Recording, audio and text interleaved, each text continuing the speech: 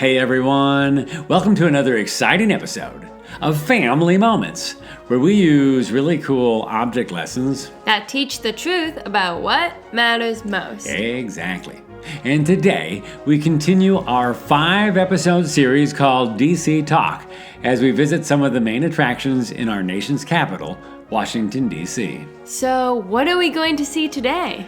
Oh, Sadie, today we are going to have some fun at the Washington Monument. The Washington Monument? Oh my goodness, I can't believe it! The Washington Monument. What an amazing opportunity. This is going to be great. By the way, what exactly is the Washington Monument? The Washington Monument is that beautiful structure made out of marble, granite, and bluestone that sits on the National Mall in Washington, D.C. And it was built to commemorate George Washington, our first president and the father of our nation. Oh, you mean that tall, pointy stone tower in front of the big swimming pool? Yeah, that's it. That's what I thought. Oh, brother.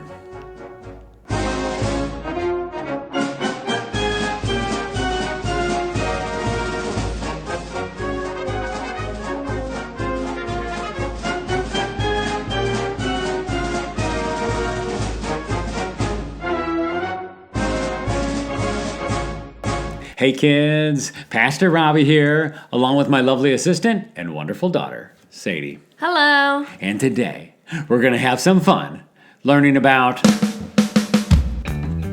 standing stones. Standing stones? What are you talking about? I thought we were going to go see the Washington Monument. Well, we are.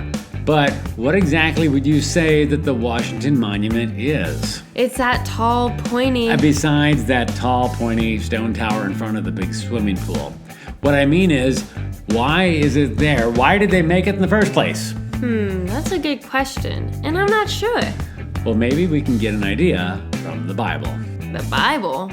Washington, D.C. wasn't even around when they wrote the Bible. How is that supposed to help us? No, but there are quite a few similar stories involving standing stones. For example, Jacob from the Old Testament set up stone pillars at Bethel in order to remember his powerful dream, where God reminded him of the covenant found in Genesis 28 and 35. And there was the time that Moses built 12 standing stones at the foot of Mount Sinai after receiving the 10 Commandments, found in Exodus 24. He did? Yes. And there was also the time that the Israelites stacked up some standing stones to remember their miraculous crossing of the Jordan River, found in Joshua 4. So why did they do that? What's with all the stones? Well, stones are heavy and hard to move, and they make an impression. When people see stones or stacked rocks that aren't normally there, it makes them stop and wonder. It's like the stones are making a point that something significant happened here. Oh, like a reminder not to forget about something pretty important. Exactly. So, what does that have to do with us? Well, let's take a look at today's verse. It comes from 1 Peter 2:5, where it says, "But chosen by God and precious to Him, you also, like living stones, are being built into a spiritual house to be a holy priesthood, offering spiritual sacrifices acceptable to God through Jesus Christ." A royal priesthood? Spiritual sacrifices? What are you talking about? Peter wanted his readers to think of themselves as living, standing stones.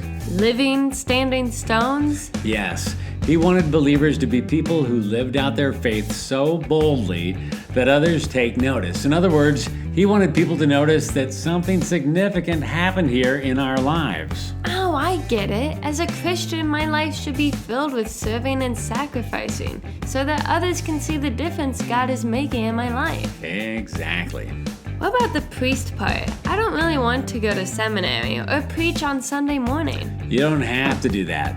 In the Old Testament, priests offered animal sacrifices for forgiveness of sin, but we don't have to do any of that because Jesus was the final lamb offered for our sin.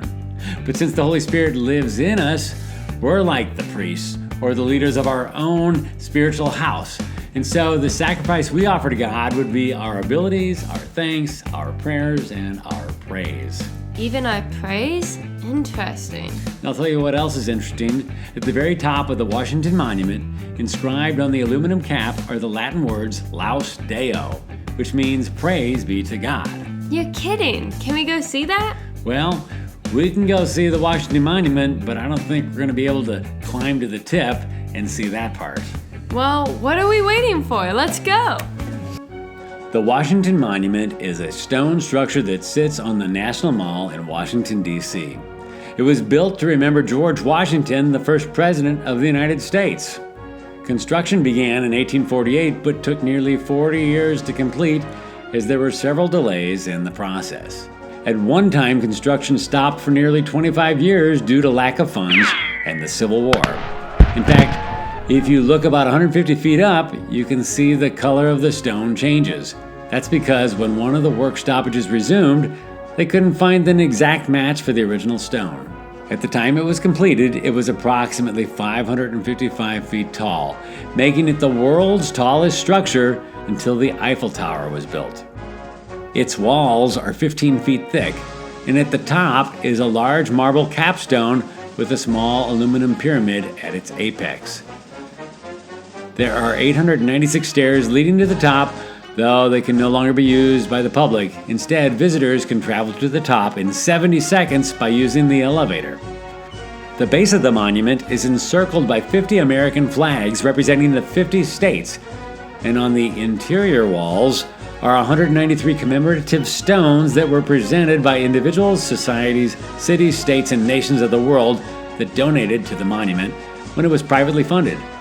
Add that to the other 36,000 stones that make up the building, and we truly have a magnificent monument built of standing stones.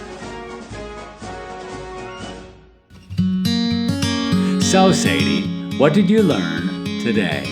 I learned that just like the Washington Monument, stones are often used to signify or remember that something important happened here. Exactly. And Peter calls us as Christ followers to be living stones, where people take notice of our actions and say something significant happened here, and that would be Jesus. Very good.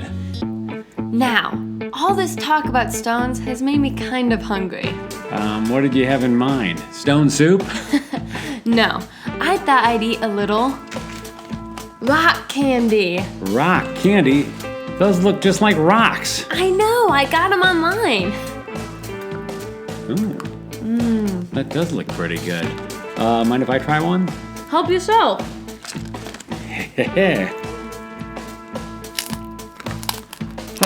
Ow! That's a real rock. Oh, careful. Some of those are souvenir rocks I bought at the Rock Museum earlier this week. Oh, we'll see you around.